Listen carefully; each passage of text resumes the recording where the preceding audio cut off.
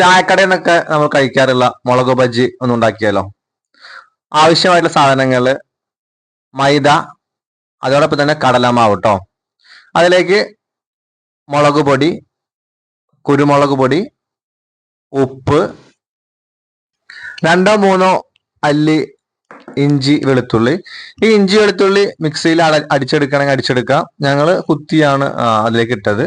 Paste ആക്കുകയാണെങ്കിൽ ഒന്നും കൂടെ മാവില് ഇത് ചേരും. അങ്ങനെ ചതച്ചു വെച്ച ഇഞ്ചി വെളുത്തുള്ളി നേരത്തെ നമ്മൾ മാറ്റി വെച്ചിട്ടുള്ള മൈദ കടലമാവിലേക്ക് ചേർക്കുകയാണ്. എന്നിട്ട് ആവശ്യമായിട്ടുള്ള വെള്ളം ഒഴിച്ചിട്ട് നല്ലപോലെ മിക്സ് ചെയ്യുക. മിക്സിങ് ഒട്ടും കുറവ് വരുത്തണ്ട, നല്ലപോലെ മിക്സ് ചെയ്യുക. മുളക് ബജിയുടെ ടേസ്റ്റ് തീരുമാനിക്കുന്നത് ഈ മിക്സിംഗ് ആണ് കേട്ടോ. എത്രത്തോളം മിക്സ് ചെയ്യാൻ പറ്റുമോ അത്രത്തോളം മിക്സ് ചെയ്യുക. കാരണം മിക്സിങ് കൂടിക്കഴിഞ്ഞാൽ നന്നായിട്ട് മയം വരും. മാത്രമല്ല മാവിന് ഒരു പശ രൂപത്തിൽ വന്നാലാണ് മുളകിലേക്ക് ഈ മാവ് പിടിക്കത്തുള്ളൂ. ഏകദേശം ഈ ഒരു രീതിയിൽ മാവ് ആവണം. നമുക്ക് ചെറിയ മുളകിന്റെ പീസൊക്കെ ഒന്ന് അതിൽ വെച്ച് നോക്കാം കേട്ടോ, മാവ് പിടിക്കുന്നുണ്ടോ ഇല്ലേ എന്നുള്ളത്. മിക്സ് ആയ ശേഷം നമുക്കൊന്ന് മാറ്റി വയ്ക്കാം, മാവൊന്ന് തണുക്കട്ടെ. അതേപോലെ തന്നെ നമ്മളിട്ട പൊടികളൊക്കെ ഇതിലൊന്ന് ചേർന്ന് വെയിറ്റ് ചെയ്യാം. അങ്ങനെ നമ്മൾ വാങ്ങിച്ചു കൊണ്ടുവന്ന മുളക് നമുക്ക് എന്ത് ചെയ്യാം, 2 കഷ്ണമാക്കിയിട്ട് മുറിക്കാം. നമ്മൾ സാധാരണ തട്ടുകടകൾ, ചായക്കടകളിൽ നിന്നൊക്കെയാണ് നമ്മൾ മുളക് ബജി കഴിക്കാറ് കേട്ടോ. അപ്പോൾ അങ്ങനെ ഒരു പൂതി ഉണ്ടായതാണ് മുളക് ബജി ഉണ്ടാക്കിയാലോ എന്നുള്ളത്. ഏതായാലും നമ്മൾ വിചാരിച്ച പോലെ അത്ര വലിയ ഒരു വിജയമായിട്ടില്ലെങ്കിലും കുഴപ്പമില്ല കേട്ടോ.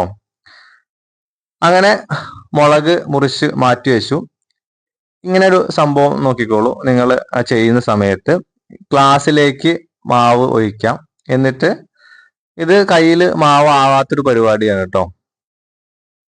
ഇതേപോലെ മുളക് മുഴുവനായിട്ട് മുങ്ങാൻ കഴിയുന്ന ഏതെങ്കിലും പാത്രങ്ങളോ ഗ്ലാസ്സുകളൊക്കെ ഉണ്ടെന്നുണ്ടെങ്കിൽ അതിലേക്ക് മാവ് എടുക്കാം. കാരണം നമ്മുടെ കയ്യിൽ മാവ് ആവാത്ത രീതിയിൽ ചെയ്യണമെന്നുണ്ടെങ്കിൽ ഇങ്ങനെ ചെയ്താൽ മതി കേട്ടോ. അങ്ങനെ നമ്മൾ ഗ്യാസ് കത്തിച്ചു. നമുക്കിനി അത് പൊരിച്ചെടുക്കാനുള്ള പരിപാടിയിലേക്കാണ്.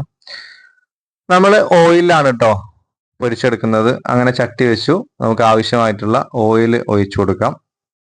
എണ്ണ ഏകദേശം ചൂടായി വരുമ്പോൾ നമുക്കിനി പൊരിച്ചെടുക്കാം. ഞാൻ വാങ്ങിയ മുളക് അത്യാവശ്യം വലിയ മുളകായതുകൊണ്ട് നമ്മുടെ ക്ലാസ്സിൽ കൊണ്ടില്ല കേട്ടോ. 2 തവണയൊക്കെ മുക്കിയിട്ടാണ് നമ്മൾ പൊരിച്ചെടുത്തത്. അപ്പൊ നിങ്ങൾ വാങ്ങുന്ന സമയത്ത് ചെറിയ മുളക് വാങ്ങിക്കുക. അപ്പോൾ അതാണ് സുഖം. ഞാൻ വാങ്ങിയത് കുറച്ച് വലിയ മുളകായിപ്പോയി. അങ്ങനെ കുത്തി ഇറക്കിയിട്ടൊക്കെയാണ് മുളക് പൊരിച്ചത്. അങ്ങനെ ആദ്യത്തെ മുളക് എണ്ണ ചൂടായിരിക്കുകയാണ്, ഞങ്ങൾ പൊരിക്കാൻ പോവുകയാണ്. ഒരു സമയത്ത് ഞങ്ങൾക്ക് ചെറിയ ചട്ടിയായിരുന്നു, അതുകൊണ്ട് 1-2 പൊരിക്കാം. പക്ഷെ സ്പേസ് ഇല്ലാത്തതുകൊണ്ട് 1 മാത്രമാണ് ഞങ്ങൾ പൊരിച്ചത് കേട്ടോ. അങ്ങനെ ഏകദേശമൊക്കെ നമ്മുടെ മുളക് ബജി ആയി. ഭംഗി കുറവാണ്, എന്നാൽ പോലും ടേസ്റ്റ് ഉണ്ടായിരുന്നു കേട്ടോ. അങ്ങനെ രണ്ടാമത്തതാണ്. 2-3 ഏകദേശം നല്ല രീതിയിൽ, നല്ല കാണാൻ ഭംഗിയുള്ള രീതിയിൽ തന്നെ കിട്ടി.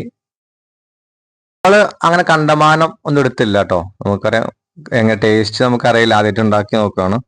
അപ്പൊ ഒരു 5 മാത്രം നമ്മൾ ഉണ്ടാക്കിയത്. 2 പൊളി 2-3 മുളകിന്റെ ഇതാണ് നമ്മൾ എടുത്തത്. കുഴപ്പമില്ലായിരുന്നു. ഭയങ്കര ടേസ്റ്റ് ആയിട്ടുണ്ടെന്ന് പറയുന്നില്ല, കുഴപ്പമില്ലാത്ത രീതിയിൽ നമ്മൾ ചെയ്തു നോക്കി. ടേസ്റ്റ് ഉണ്ടായിരുന്നു കേട്ടോ. നമ്മൾ ചെയ്തു നോക്കുക. നമ്മൾ പുറത്തുനിന്ന് കഴിക്കുന്നതിനൊക്കെ അത്ര ഹെൽത്തി ആണ്. കുറച്ച് ടേസ്റ്റ് കുറഞ്ഞാലും നമുക്ക് നല്ല സാധനങ്ങൾ വീട്ടിൽ നിന്ന് കഴിക്കാം കേട്ടോ.